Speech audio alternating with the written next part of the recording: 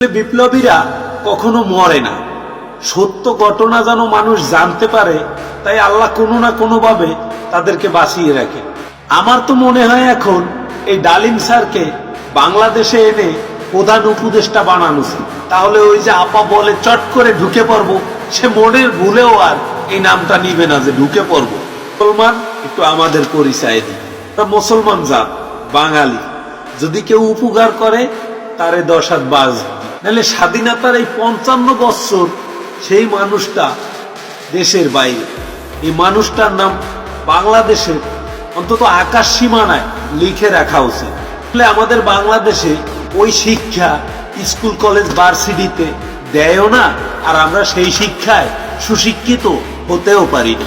শিক্ষা শুরু হয় মিথ্যা দিয়ে, যেটা রবীন্দ্রনাথ ঠাকুরের জাতীয় সঙ্গীত দিয়ে শুরুই করি আমরা মিথ্যা দিয়ে। তো আমরা সত্য কিভাবে বলবো? যেখানে মিথ্যা বলতে বলতে আমাদের অভ্যাস, সেখানে সত্য বলা তো প্রশ্নই ওঠে না। মানুষ সবকিছু বদলাতে পারলে মৃত্যুর আগে তার অভ্যাস বদলাতে পারবে না। জন্মসূত্রই আমাদের এই অভ্যাস।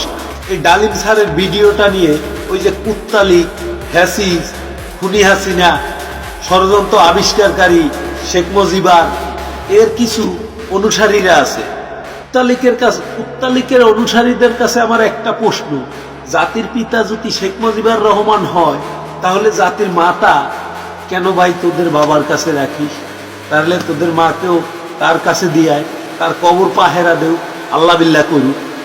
ডালিম স্যার, ইলিয়াস ভাইয়ের ভিডিওটা নিয়া তোরা যদি কেউ গুজব ছড়াও এবং সত্যকে মিথ্যা বলে চাপা দেওয়ার চেষ্টা করো, তাহলে আমরাও তোদেরকে চিনে রাখবো, ভবিষ্যতে কাজে লাগবে।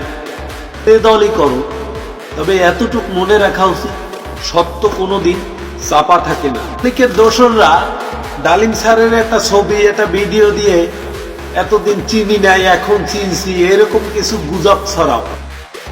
তোরা বাংলাদেশে বয়ে চিন্তা রাখবি, আর আমরা কি কচু কাটবো?